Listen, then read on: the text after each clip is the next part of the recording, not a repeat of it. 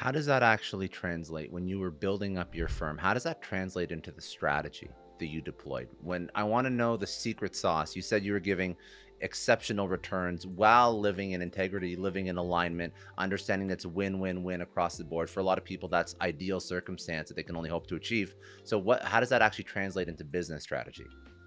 For you as an example. Absolutely. So I'll take it on each piece. So first of all, John and I, in the beginning, owning 50% of the company each, realizing we don't have the background, the education, et cetera, to really run a company like this. So finding people who have really done something amazing in their life, who are super qualified in the right areas that we needed, bringing them on board. Perfect example is a guy by the name of Kelly. Kelly came into our office. We were pretty small. We had 3 or 4 employees. And he said, hey guys, I really want to be a part of what you guys are creating, what you're doing. And we said, hey, we're not hiring right now. He goes, no. I don't even need you to pay me anything. I will take a place in that corner. He says, over there in that corner right there, I'll bring my own desk and I'll eat what I kill, right? I'll come, I'll bring you guys deals and stuff. And if you fund them, then you can make me. Well, Kelly is now building a 15,000 square foot home, right? Kelly's a multi-millionaire today because we weren't so selfish with, okay, this is only the game is locked, nobody else can have any equity. No, we made a lot of people millionaires as in the process of building the fund and bringing on lots of new partners, right? So that's number one. And seeing the value that he was bringing and not being in a position where we're like, okay, we're gonna take his stuff and try to keep it. No, we see his value and give him value in return for his value in a beautiful way, right? So there's number one. Number two, we already touched on this a little bit with the tenants. We would say, okay, we're gonna put ourselves in their shoes. We're not gonna be a scum lord and come in and try to, rape the money. No, we're gonna say, how can we create value? Yes, we're gonna make sure that the pricing is ratcheted up to the point where it's really competitive. But more important than that, before we ratchet up the pricing on everything, we're gonna make sure that people really see the value in living there. And then from the bank standpoint, we become one of the, before the 2008 crisis, we saw that crisis coming because of one of the partners that I had that saw that coming early. And we were able to get into a position where we were one of the first 20 funds in the country to be qualified on the top level purchasing platform with all the GSEs, with Freddie, Fannie, HUD, FDIC. So when a bank had 30 days to live, we would get a phone call. We would go in, the bank president by then is willing to negotiate.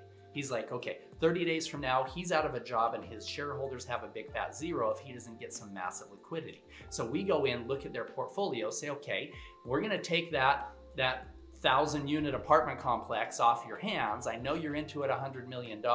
We're gonna pay you $35 million cash today, give you the liquidity you need to stay in business. It's a win for the bank. The bank stays in business, they have that liquidity. It's a win for us because now we have the team to be able to create the value and manage it the way that it could. It's a win for my investors because we have smart leverage on it and we can create that return. And I can go through that with a lot of other companies as well.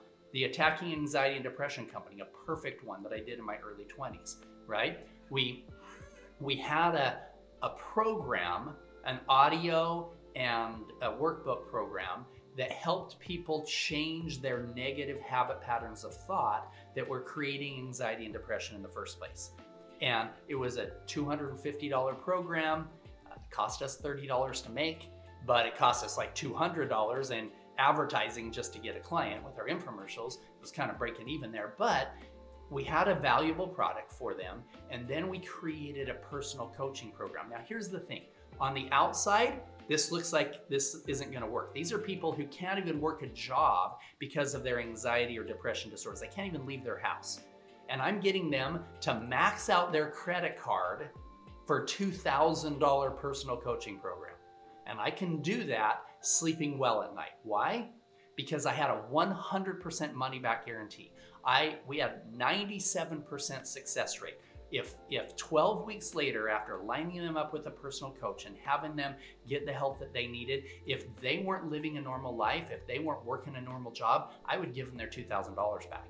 and that was less than 3%. The other 97%, now they're earning $2,000 or $3,000 a month. Now they can pay back that credit card. It's a true win for them, and it's a win for my employees. They're making good income, and the people who went through our program, we gave them a job as personal coaches in helping others. So I could create a true win-win-win. And that company I sold for $20 million when I was 29 years old, right?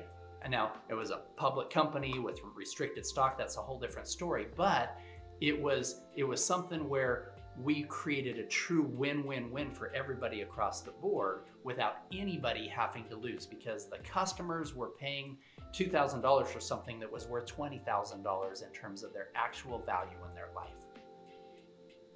I love this. And one thing that I've noticed that you heavily focus on that's allowed you to adopt this mindset is the trust in the product, the absolute trust in the product. If it's an investment opportunity, if it's self-help course or teaching session, as a founder, what is your framework for okaying the product that you can take to market?